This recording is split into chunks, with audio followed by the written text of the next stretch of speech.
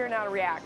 Jonathan Hoenig from Capital's Big Hedge Fund, Rachel Campos Duffy. They are both Fox News contributors, and we have former Minnesota Governor Tim Pawlenty. He joins us as well. Governor, I'll start with you. How do you think that played?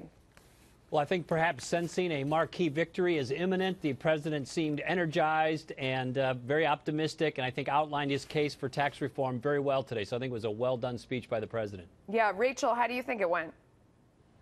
I think it was vintage Trump. He made the case that this tax bill, he says, is anti-offshoring, pro-worker, pro-America. And I tell you what, Melissa, he comes at this with a lot of credibility because he has made this economy already boom. I live here in Wisconsin. I have a brother-in-law who has a small business selling stoves, fireplaces.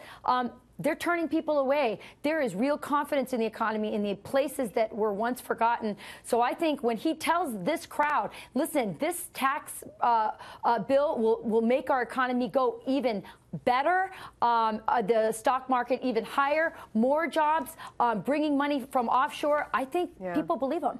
Jonathan, it was very much a speech like we heard on the campaign trail. And does that go out there and sell the tax bill? Because it was vintage Trump, but I mean, does that get people on board that weren't there before?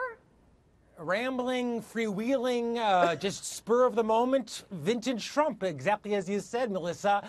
But I tell you, the market seemed to like it. I mean, Rachel alluded to that. The more Trump talked, the higher the market went, ultimately closing up 100 points. And although he did veer off the topic many times, I should say, he kept coming back to this idea of lower taxes. And the truth is that will benefit the economy. It'll benefit the rich. It'll benefit the poor. So the market, you know, Trump once said he could shoot people and it wouldn't hurt his chances. This speech, as kind of strange as it was, didn't hurt the market one bit. In fact, it helped it move higher to a record close. Governor, I don't think that Jonathan is a huge fan. But as he reviewed that speech, he still found a lot of the same themes that other people did, even though it doesn't sound like he likes the guy very much. So what does that tell you? I mean, maybe then the message that he's intending is getting through, that this would be good for the economy. I can hear Democrats off on the fringes shouting that he's lying about the fact that it is going to help his rich friends.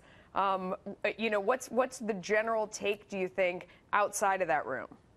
Well, I think you have to compare what's being proposed to the status quo. And the status quo is, in most recent quarters, 2% economic growth, which is anemic. You have to compare it to wage growth, which is nearly non-existent. You have to compare it to economic anxiety, particularly for people of modest skills or modest income situations. And you have to compare it to people who are very worried about being able to meet bills and pay their bills. Yeah. And so if you're against this bill, you're for the status quo because nothing else is coming and this is going to pass. And the status quo is pretty ugly for a lot of Americans. So I think being for reform and change and trying something additional is where we need to be. Although, Rachel, I mean, the complaint is that this bill does not go far enough, that President Trump came out and he promised something very simple and sleek that you could put it on a postcard. You can't do that here. And we're looking at the Wall Street Journal is reporting right now that there's talk about the corporate tax rate going to 22% instead of 20%. It isn't a lot of the big, bold moves that he had promised. Right, but he laid out the opportunity that we have now, and that we can't let the perfect bill be the thing that stops this bill from going, because we're never going to get a perfect bill. He laid out, look, we have Republicans in the House, in the Senate, in the executive branch. Now is the moment, he said also, you're either fighting the swamp or you're part of the swamp. He's getting all of the people in that room and around the country who want to see this economy boom.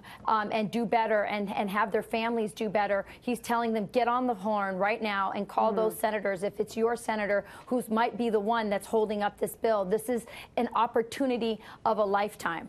All right, guys, thank you.